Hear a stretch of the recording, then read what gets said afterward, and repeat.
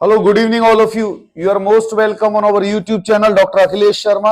आपका स्वागत है हमारे यूट्यूब चैनल पर, जहां हम डिस्कशन कर रहे हैं स्टडी और साइकोलॉजी के कुछ टॉपिक्स के बारे में। जब हम साइकोलॉजी की चेन और साइकोलॉजी के अंदर डिफरेंट डिफरेंट टॉपिक्स के बारे में पढ़ रहे थे, तो हमने yesterday we have discuss about the memory. हमने कल जो पढ़ा था, मींस यस्टरडे जो पढ़ा था वो मेमोरी। मेमोरी के बाद रिमेंबरिंग एंड मेमोरी को पढ़ने के बाद आज हम जो चीज पढ़ेंगे वो पढ़ेंगे बेटा फॉरगेटिंग। फॉरगेटिंग का जो मतलब होता है बेटा, वो मतलब होता है बेटा भूलना। फॉरगेट, फॉरगेट का मीन्स होता है भूलना। भूलना किसको कहते हैं? जब हमारी मेमोरी में कोई चीज होती है, वो चीज रहती नहीं है, तो उसको बोलते हैं भूलना या forget. The power of long retention and rapid reproduction make a good memory. Memory किसको कहते हैं? मेमोरी उसको कहते हैं ना, अच्छी याददाश्त क्या होती है, अच्छी मेमोरी क्या होती है? अच्छी मेमोरी उसको बोलते हैं ना कि लॉन्ग रिटेंशन, जो चीज आप पढ़ो वो आपके माइंड में रह जाए, जो चीज आप देखो आपके माइंड में लॉन्ग रिटेंशन हो जाए उसका, और जब आपको जरूरत हो वो रिप्रोडक्शन हो जाए, उसको कहते हैं ना good memory. Good memory means आपने पढ़ाई की, पूरी साल अच्छे मेहनत से पढ़ाई की और एग्जाम में आपको याद आ गई, ये कहलाती है good memory. Thus, it makes the success at an individual in the task of learning or measuring on the other hand forgetting। अब इसका मतलब क्या है बेटा कि ये जो मेमोरी होती है ये एक इंसान को सक्सेस करती है किसी इवेंट के बारे में। यदि जैसे इसने लिखा हुआ it makes the success at an individual in the task of learning. जब हम लर्निंग करते हैं तो यदि हमारी मेमोरी अच्छी होगी तो हमें वो चीज याद रहेगी और हम सक्सेस हो जाएंगे। अब यदि मेमोरी अच्छी नहीं होती है तो उस कंडीशन में क्या होता है? फॉरगेट। उस कंडीशन में क्या होता है? Forget. Just opposite of remembering and assenting a failure in the ability to reproduction. इसका मतलब क्या है बेटा कि मेमोरी, अब सुना बेटा मेरी बात सुना, मेमोरी क्या होता है? याददाश्त, याद आना। रिप्रोडक्शन, आपकी मेमोरी में जाके रिटेंशन हो जाए और जब आपको रिमेंबर करने की चीज हो तो आपको रिमेंबर हो जाए। फॉरगेटफुलनेस क्या है? फॉरगेटफुलनेस के अंदर failure of reproduction of memory. Failure of reproduction of memory means आपको कुछ याद ही नहीं आ रहा। मैंने पूछा कल कहां थे, आपको याद नहीं आ रहा। मैंने बोला आपने 12th क्लास किस सब्जेक्ट से किया, आपको याद नहीं आ रहा। मैंने बोला पापा का नाम क्या है, आपको याद नहीं आ रहा। तो ये क्या हुआ कि आपकी मेमोरी के अंदर जो रिटेंशन हुआ था वो रिटेंशन नहीं हुआ है, और आपको जो रिमेंबर करने के लिए एबिलिटी ऑफ जो रिप्रोडक्शन होना चाहिए वो नहीं है। तो ये सब क्या चीजें मिला के जब हम इनके बारे में बोला, ये क्या है? फॉरगेट, भूलना। चीज समझ में आई बेटी? भूलना को हिंदी में क्या कहते हैं यदि आप डिस्कशन करेंगे? भूलना मींस जब कोई पर्सन किसी चीज को मेमोराइज करता है तो मेमोरी के करने के मेमोरी करते समय वो हमारे माइंड के अंदर रिटेंशन नहीं होता उस चीज का, और जब हम रिप्रोडक्शन करना चाहे तो हमें वो चीज याद नहीं आती, उसको क्या बोलते हैं बेटा? फॉरगेट। अकॉर्डिंग टू मन ने डेफिनेशन दी थी, MUNN। अकॉर्डिंग टू मन एक डेफिनेशन है बेटा, फॉरगेटिंग इज द लॉस। क्या है बेटा? Forgetting is the loss. Forgetting is the loss, permanent और टेम्पररी लॉस, परमानेंट और टेम्पररी, परमानेंट और टेम्पररी लॉस, परमानेंट और temporary of the ability to recall, of the ability to recall, of the ability to recall or recognize something, or recognize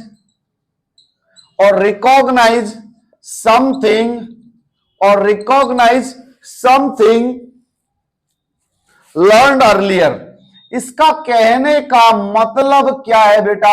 इसका कहने का मतलब यह है कि यदि कोई देखो, forgetting is the loss, permanent और टेम्पररी लॉस हो जाना of the ability to recall. अरे हमने जो चीज मेमोराइज करी थी, हमारे माइंड के अंदर जो सेट करी थी, वो हमें याद नहीं हो रही है, याद नहीं आ रही है, वो परमानेंट। हम जब रिकॉल का मतलब क्या हो बेटा? सुनो, मेमोरी के अंदर रिटेंशन होता है किसी चीज का, रिटेंशन मींस स्टे होना। फॉरगेटिंग, जब हम उस चीज को याद करने की सोचते हैं तो वो हमें याद नहीं आ रही। रिकॉल, तो बेटा क्या लिखा है? परमानेंट और टेम्पररी लॉस हो जाता है किसका? एबिलिटी टू रिकॉल, आप रिकॉल नहीं कर पा रहे। और रिकॉग्नाइज समथिंग लर्न अर्लियर, और कोई चीज आपने जो पहले लर्न की थी वो आप रिकॉल नहीं कर पा रहे, तो उसको क्या बोलते हैं बेटा? फॉरगेट। ये चीज आपको समझ में आई? ये चीज समझ में आई। जैसे अकॉर्डिंग टू ड्रेवर ने क्या बोला है, forgetting means failure at any time to recall an experience. देखो कितनी बढ़िया डेफिनेशन लिखी है। Forgetting means failure to recall at any time, किसी चीज को रिकॉल करने में फेल हो जाना क्या कहलाता है बेटा, forget. When attempting to do or to perform an action previously learned। देखो मेरी बात, एक बच्चे, यदि कोई चीज हमने, पहले सुनो मेरी बात, हम कोई चीज सीखते, प्रीवियसली लर्न करते, हम कोई चीज को लर्न किया, हमने लर्न करने के बाद जब हमें जरूरत पड़ी, उस जरूरत पड़ने पर हम उसे रिकॉल करते हैं, और रिकॉल करने में वो चीज नहीं आ रही तो उसको क्या बोलते हैं बेटा, फॉरगेटिंग। ये चीज समझ में आई बेटे, आपको चीज समझ में आई कैसे। एक, according to Drever, forgetting means failure at any time to recall, failure at any time to recall an experience when attempting to do so or to perform an action previously learned। उसने पहले कोई action, पहले कोई activity यदि learn की है, तो वो जब उसको वो रिकॉल करता है तो उसे वो याद नहीं आती। इस कंडीशन को क्या बोलते हैं बेटा, फॉरगेटिंग। या सबसे इजी डेफिनेशन मन की याद कर लो, मन, फॉरगेटिंग इज द लॉस। अब याद क्या करना है आपको, forgetting is the loss, loss शब्द याद करना है, परमानेंट और टेम्पररी, किसका, ability to recall, recognise something learn earlier. इसको क्या बोलते हैं बेटा हम, फॉरगेटिंग। ये चीज समझ में आई।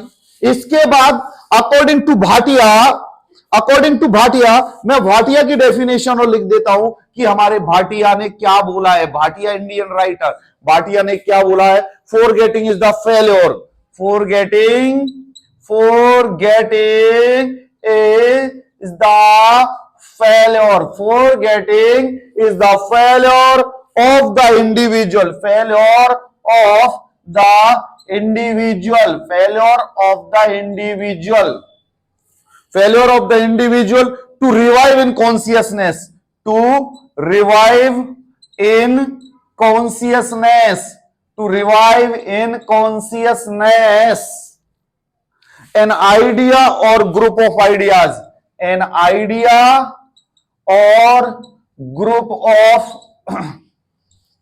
ideas, an idea and group of ideas without the help of the original stimulus, without the help of the original stimulus। इसका कहने का मतलब जो है बेटा, failure of the individual, individual का फेल हो जाना किस में, revive in consciousness and idea और ideas without the help of the original stimulus.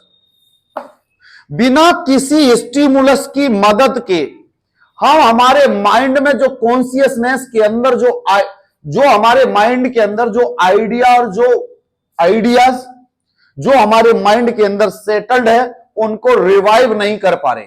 Revive means जगाना, गेन करना। देखो, forgetting is the failure of the individual, individual का फेल हो जाना, इंडिविजुअल का फेल हो जाना, टू रिवाइव, इंडिविजुअल का फेल हो जाना, टू रिवाइव इन कॉन्शियसनेस, किसके अंदर फेल हो जाना, revive in consciousness of an idea और group of ideas without the help of the original stimulus.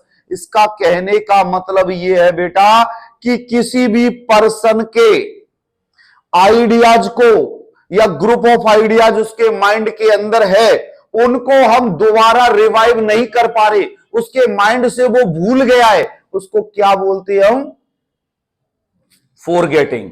जैसे आपने कोई प्लान और कोई विजन तैयार करा किसी प्रोग्राम को सफल करने के लिए, आपने माइंड के अंदर आइडियाज बना के रख लिए, आप थोड़ी देर बाद वो आइडियाज आप भूल गए, अब आपके माइंड से वो आइडियाज आ नहीं रहे बाहर, आपके माइंड से वो आइडियाज नहीं आ रहे, वो ग्रुप ऑफ आइडियाज निकल के नहीं आ रहे। तो इस कंडीशन में क्या होगा, यही तो लिखा हुआ है, failure of the individual, individual का फेल हो जाना, to revive in consciousness, consciousness के अंदर, माइंड के अंदर आप उन आइडियाज को लेके नहीं आ रहे, उसको क्या बोलते हैं बेटा हम, फॉरगेटिंग। तो बेटा मेरी सिंपल सी बातों में, सिंपल से शब्दों में एक यदि फॉरगेटिंग की डेफिनेशन देखें तो forgetting is the loss, permanent और temporary, of the ability to recall और रिकॉग्नाइज समथिंग लर्नड अर्लियर। यदि कोई चीज हमने पहले सीखी हुई है और यदि वो सीखी हुई चीज हमारे माइंड के अंदर डाली है, लेकिन हम यदि उसे रिकॉल करें और हमें याद नहीं आती, तो तो उसको क्या बोलते हैं बेटा हम? फॉरगेटिंग। ये चीज समझ में आई आपको? ये चीज समझ में आ गई आपको? अब हम डिस्कशन करते हैं बेटा टाइप्स ऑफ फॉरगेटिंग कि हमारी फॉरगेटिंग के टाइप्स क्या क्या होते हैं। फॉरगेटिंग के हमारे टाइप्स क्या क्या होते हैं? तो बेटा एक तो नॉर्मल देखो, टेम्परेरी और परमानेंट लॉस, फॉरगेटिंग हो गई। फॉरगेटिंग के यदि हम टाइप्स की बात करते हैं तो देखो types of the forgetting on the basis of its nature and function of the forgetting can be classified in number of ways. सबसे पहले तो हो गया हमारा फॉरगेटिंग के, जब हम टाइप्स की बात करते हैं तो सबसे पहले तो हो गया हमारा ए नेचुरल और दूसरा हो गया हमारा मॉर्बिड। ये दो तरीके के फॉरगेटिंग का पहला टाइप्स होता है हमारा on the nature and functions of the forgetting, basis of nature basis of the nature and functions of the forgetting and functions of the forgetting। ठीक है बेटा, इसके बेस पे जब हम देखते हैं तो सबसे पहले आता है हमारा natural forgetting. Naturally forgetting means naturally आ रहा है, मींस ये एक क्वाइट नॉर्मल जैसे होता है कि यदि किसी को कोई लंबा टाइम हो गया या लंबी चीज है या उसने कम लर्न किया है तो वो नेचुरली भूल जाता है। इस मेथड को क्या बोलते हैं बेटा? Natural forgetting. Morbid forgetting, in this case one deliberately tries to forget something. एक person deliberately try to forget, morbid का मतलब होता है ट्राई टू फॉरगेट। एक एग्जांपल बताऊं मैं सिंपल सी आपको बात, डेलिबरेटली कोशिश करता है भूलने की। एक लड़का और एक लड़की दोनों प्यार करते हैं, जीने मरने की कसम खाते हैं, इश्क की बातें करते हैं, दोनों की शादी अलग अलग हो जाती है। उसके बाद क्या करते हैं दोनों? एक दूसरे को भूलने की कोशिश करते हैं ना, क्योंकि अब यदि तुम यादों में रहे तो झगड़ा लंबा हो जाएगा। They will try to forget. उसका लड़के का चेहरा भी आए तो बोले ना ना मत आ, चेहरे मत दिखा।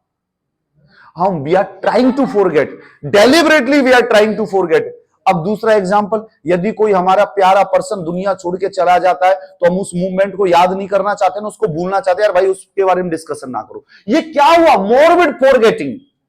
Deliberately trying, we are trying to forget. समझ में आया बेटा? समझ में आ गया?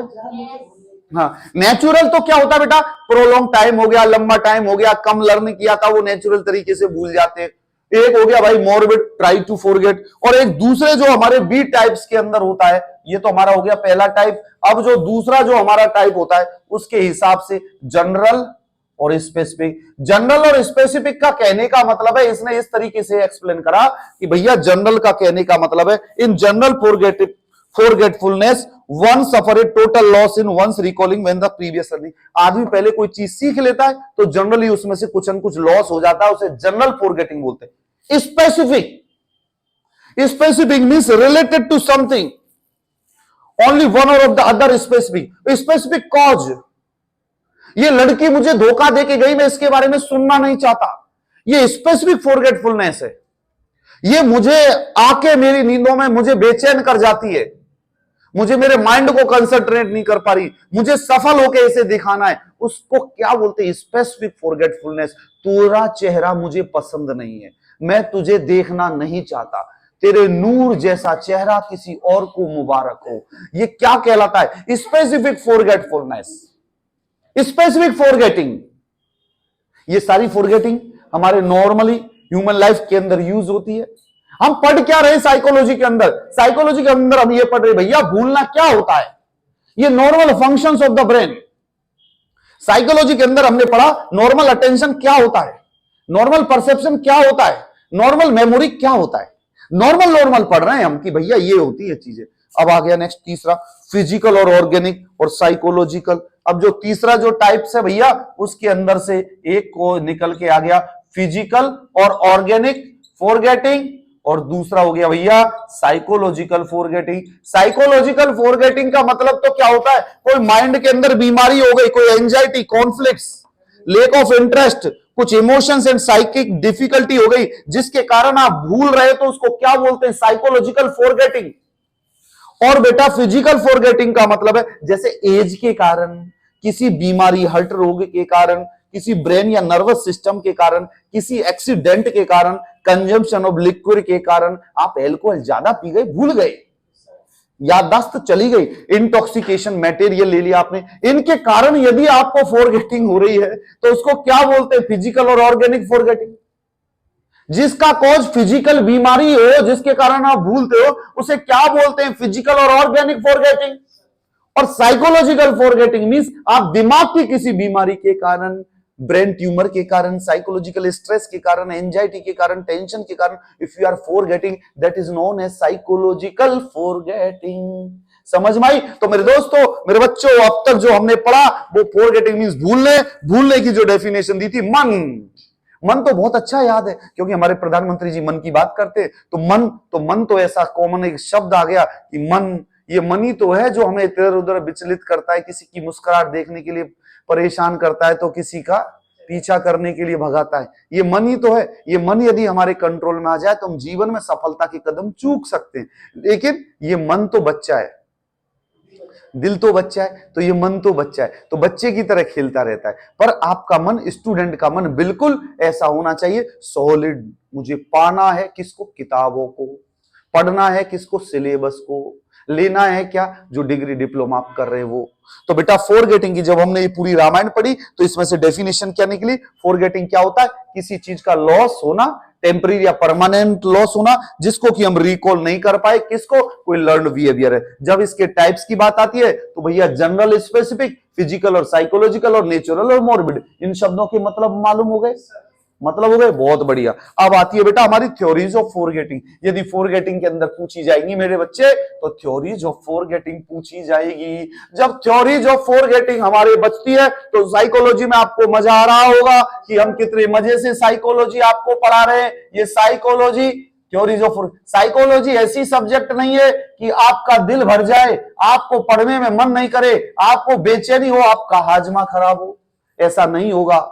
क्योंकि ये एक ऐसी सब्जेक्ट है जिससे आपका मन खुश होगा। बड़े इजी है, आपको हेडिंग्स याद कर रहे और अंदर का क्या ज्ञान लिखा है वो आपको ग्रहण करना है। मींस आपको आपका आईक्यू यूज करना है। ये आईक्यू वाली सब्जेक्ट है। तो भैया जब theories of forgetting, as the forgetting occurs universally to a stressor और greater extent with all human beings, हमारी लाइफ के अंदर फॉरगेटिंग चलता रहता है। कोई स्ट्रेसफुल सिचुएशन आ जाती है तो हम फॉरगेटिंग करने की कोशिश करते हैं और कुछ न कुछ एक्सटेंट तक ये हमारे जीवन के अंदर रहती है। Any it does happen to know these things, various theories are given by the psychologist. हमारे थ्योरीज ऑफ फॉरगेटिंग, हमारे साइकोलॉजिस्ट जो पैदा हुए इस दुनिया के अंदर, उन्होंने अलग अलग थ्योरी दी थी कि भैया फॉरगेटिंग कैसे होती है, क्या करते हैं, क्या नहीं करते। तो आपको फॉरगेटिंग का एक आइडिया मिला, टाइप्स मिले। अब हम सबसे पहले आता भैया द ट्रेस डीके थ्योरी। कौन सी थ्योरी आ गई भैया? Trace decay theory. अब इसका कहने का मतलब ये है थ्योरी का कि भैया जब कोई पर्सन याद करता है, याद करने के बाद क्या होता है कि उसकी पूरी मेमोरी में से जो कुछ इंपॉर्टेंट होता है या कुछ अनइंपॉर्टेंट होता है, कुछ मेमोरी क्या होती है? Trace DK. कुछ मेमोरी इंसान भूल जाता है, कुछ बच जाती है। ट्रेसेज क्या होता है? ट्रेसेज, आप चाय उबालते हो, चाय आप जब छान लोगे, चाय नीचे ऊपर पत्तियां बच जाएंगी, ट्रेसेज एलिमेंट्स। ट्रेसेज मींस छने हुए, मींस आपने पूरे बिहेवियर को लर्न किया, लर्न करने के बाद कुछ चीजें आपके माइंड में स्टे कर जाती है, बाकी आप भूल जाते हो, उसको बोलते हैं ट्रेसेस एंड डीके थ्योरी। अब हमारी किताब क्या बोलती है? According to this theory time is the cause of much forgetting. ये तो दुनिया की सबसे बड़ी इंपॉर्टेंट थिंग इसने बोली है, time is the important, time is important. देखो दोस्तों, मैं दुनिया में क्या था, मैं कौन था, कहां से आया, कैसे किया, मैंने कितना स्ट्रगल किया। सफलता आपके स्ट्रगल को छुपाने की है, मिटाने की कोशिश कर देती है। अब मैं कम से कम ये तो सोचता हूं यार, जो स्ट्रगल किया उस संघर्ष से हम कुछ अच्छी जगह पहुंचे, 2 वक्त का खाना मिलता है। तो टाइम क्या करता है? इंपॉर्टेंट कॉन्सेप्ट होता है जो आपकी यादों को और मेमोरीज को भुलवा देता है। जैसे मैंने कई बार एक लड़के से मैं मिला, वो लड़का किसी लड़की से बहुत प्यार करता था, वो लड़की की शादी कहीं और हो गई, लड़के की कुछ और हो गई। तो अचानक में एक दिन मैंने बोला, वो भाई पहले वाली का क्या हाल चाल है? बोला भाई साहब बात मत करो, आई वांट टू फॉरगेट। मैंने बोला क्यों? तो मुझे समझ में आ गया ये स्पेसिफिक फॉरगेट हो रहा है, स्पेसिफिक फॉरगेट के। मैंने बोला यार बता तो दे क्या क्या कारण है उस चीज का। बोला भाई साहब लंबा टाइम हो गया, वो अपने बच्चों के साथ खुश है, मैं अपने बच्चों के साथ खुश हूं, मस्त रहो, कोई मतलब नहीं है। तो मैंने बोला ना, time is playing a very important role. दुनिया कहती है समय इंसान का सब काम करवा देता है। अच्छे से अच्छे को बुरा से बुरा और अच्छे से अच्छा काम करवा देता है। तो टाइम क्या करता है बेटा, फॉरगेटिंग करवा देता है। जो आपने लर्न किया वो भी लैप्स हो जाता है टाइम के हिसाब से। लर्निंग, ये न्यूरोलॉजिकल चेंजेस हमारे मेमोरी के अंदर आ जाते हैं। फाइनली फेड अप, कुछ चीजें फेड अप हो जाती है। It's memory as the time passes the amount of forgetting goes to increasing. जैसे जैसे टाइम बढ़ता जाता है, भैया जो मैंने तुम्हें शब्द में लिखा, जैसे जैसे टाइम बढ़ता जाता है, इस लाइन से तुम्हें समझ में आ जानी चाहिए कि एक इंसान सबसे ज्यादा लर्न करता है धीरे धीरे जैसे उसका टाइम आगे बढ़ता जाता है। मेमोरी के अंदर न्यूरोलॉजिकल डेफिशिएंसी आने स्टार्ट हो जाती है, जिसके कारण वो भूलता जाता है। However, this theory provided good results in explaining forgetfulness. ये थ्योरी हमारे फॉरगेटफुलनेस को समझने के अंदर बहुत बढ़िया रोल प्ले करती है। But this theory explaining morbid और एबनॉर्मल फॉरगेटिंग, ये क्या एक्सप्लेन करती है, मॉर्बिड और एबनॉर्मल फॉरगेटिंग को। ये चीज समझ में आई। अब दूसरा आता भैया इंटरफेरेंस थ्योरी। इंटरफेरेंस थ्योरी के अंदर दो चीजें आती है। एक तो क्या आती है बेटा, बैकवर्ड, और एक आती है फॉरवर्ड। एक तो क्या हो गई, बैकवर्ड, एक क्या हो गई, फॉरवर्ड। अब सुना मेरी बात, इंटरफेरेंस का मतलब आपके चीज में कोई चीज आपको याद कर रहे हो तो उसको भूलने के अंदर इंटरफेयर करती है या याद करने के अंदर इंटरफेयर करती है। जैसे the second major theory of forgetting is based on mechanism of interference, response of forgetting, the interfering effect of the thing previously learned and retained in our memory, the things of our recent memory can work both ways। इसका कहने का मतलब ये बेटा कि यदि कोई memory, हम नई चीज सीखने की कोशिश करते हैं तो जो पहले हमने सीखा हुआ है वो मेमोरी उसे अफेक्ट करती है और लर्न नहीं करने देती। कैसे, तो इसने बैकवर्ड और फॉरवर्ड दो तरीके की दी थी। बैकवर्ड का मतलब है रेट्रोएक्टिव और फॉरवर्ड का मतलब है प्रोएक्टिव। ये तो चीज समझ में आ गई बेटा, रेट्रोएक्टिव और इसका मतलब है भैया प्रोएक्टिव। अब रेट्रोएक्टिव क्या होता है, an in retroactive inhibition the acquisition of new learning works backward to impair the retention of the previously learned material. ये क्या करती है बेटा, यदि कोई हम नई चीज सीखने की कोशिश करते हैं तो वो हमारे माइंड के अंदर स्टे नहीं होती, क्योंकि हमारे माइंड में पहले से ही बहुत सारी लर्निंग थिंग्स पड़ी हुई है। Example, A second list of words और फॉर्मूला में impair the retention of the first list. यदि कोई हम सेकंड लिस्ट को, रेट्रोस्पेक्टिव मींस बैकवर्ड, बैक में मींस हमने पहली लिस्ट कोई फार्मूला की याद कर रखी है, अब हम वो दूसरी जब याद करने बैठते हैं तो वो पहली वाली याद नहीं करने देती उसे। इसको क्या बोलते हैं, रेट्रोएक्टिव मींस बैकवर्ड।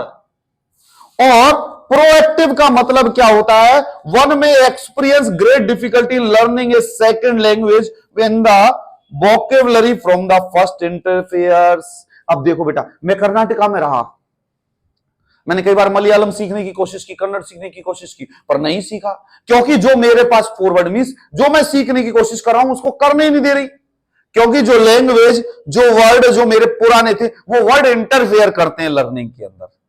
तो बेटा फॉरवर्ड प्रोएक्टिव का मतलब है is just reverse of the retroactive. ये रेट्रोएक्टिव का रिवर्स होता है जिसके अंदर लर्निंग एक्सपीरियंस हमारी मेमोरी के अंदर रिटेंड होता है, और forward to interfere the memory what we again learn afterwards, what we acquisition of learn afterwards। कोई चीज हमने लर्न कर ली, लर्न करने के बाद जब हम नई चीज लर्न करते तो उस नई चीज को याद नहीं कर पाते। इसके अंदर क्या होता है, बैकवर्ड के अंदर तो पुरानी मेमोरी आपको अफेक्ट करती है, इसके अंदर हम आगे वाली मेमोरी हम याद नहीं कर पा रहे, जिसको क्या बोलते हैं बेटा, फॉरवर्ड या प्रोएक्टिव। पहले वाली हम याद नहीं कर पा रहे, उसके अंदर क्या होता है बेटा कि जो पुरानी वाली है वो आपको अफेक्ट करती है। ये हुआ इंटरफेरेंस थ्योरी, मींस आपको मेमोराइज करने के अंदर इंटरफेयर आने लग गया। इंटरफेयर आने के लिए आप इंटरफेरेंस थ्योरी कहते हैं, जो कि बैकवर्ड और फॉरवर्ड होती है। बैकवर्ड का मींस आपने कोई पहले लिस्ट याद कर रखी है किसी फार्मूला की और आप सेकंड लिस्ट याद करने की कोशिश करते हो तो वो पहली वाली लिस्ट आपको याद नहीं करने देती। और फॉरवर्ड या प्रोएक्टिव के अंदर तो यदि आप कोई सेकंड लैंग्वेज सीखने की कोशिश करते हो तो आपकी वोकैबुलरी के शब्द आपसे याद नहीं करने देते। ये क्या कहलाता है, फॉरवर्ड थ्योरी। तो ये इंटरफेरेंस थ्योरी हुई। अब जो नेक्स्ट जो थ्योरी आ रही है बेटा, वो क्या कहलाती है? Repression theory. REPRESSION। देखो बेटा, ये रिप्रेशन का मतलब समझ लेना। ये जहां जहां रिप्रेशन आता है, इसका मतलब क्या है? The explanation for the abnormal और morbid forgetting is given with the healing of the repression theory. According to this theory is a mental function that safeguards mind to impact of the painful experiences. ये क्या होता है बेटा कि ये हमारे mind को बचाती है। Repression is a defence mechanism. यदि कोई पेनफुल एक्सपीरियंस है तो उसे हमारे माइंड तक नहीं जाने देती। As a result of this function we push the unpleasant and painful memories into the unconscious mind and thus try to avoid consciously the conflicts that bother us. The kind of forgetfulness is an intentional. Thus, as a result of the repression, we forget the things which we don't want to remember. For example, we forget about our dearest relatives or friends who are dead or gone. इसका कहने का मतलब ये है कि कोई strong, कोई emotions जो हमें दर्द देती है, हम उसे भूलने की कोशिश करते हैं, उसे क्या बोलते हैं बेटा? रिप्रेशन। जैसे एग्जाम्पल के अंदर लिखा है इसने, we forget about our dearest relatives और फ्रेंड्स हु आर डेड और गॉन। यदि हमारा कोई परम प्रिय मित्र यदि मर गया है तो हम उसे याद नहीं करना चाहते। इस थ्योरी को बोलते हैं बेटा रिप्रेशन थ्योरी। ये चीज समझ में आई आपको? तो बेटा हमारी 3 थ्योरीज ऑफ फॉरगेटिंग है। रिप्रेशन थ्योरी मींस हम हमारे माइंड के कॉन्शियस माइंड में लेके नहीं आते उस चीज को। कॉन्शियस मींस जहां हम बैठे हैं वहां पर किसी ऐसी पेनफुल चीज को हम हमारे माइंड तक लेके नहीं आते जो हमें दर्द दे। तो जब हम फॉरगेटिंग की थ्योरीज की बात करते हैं तो सबसे पहली जो थ्योरी आती है वो होती है ट्रेस डिके थ्योरी, जो कि टाइम इज इंपॉर्टेंट। टाइम के हिसाब से सारी चीजें इंसान भूल जाता है, धीरे धीरे मेमोरी लैप्स हो जाती है, नरिशमेंट होता है। Nourishment means memory impairment, memory deactive होने स्टार्ट हो जाती है, कुछ बचता है कुछ नहीं बचता। टाइम के हिसाब से सब दुश्मनी भूल जाता है इंसान।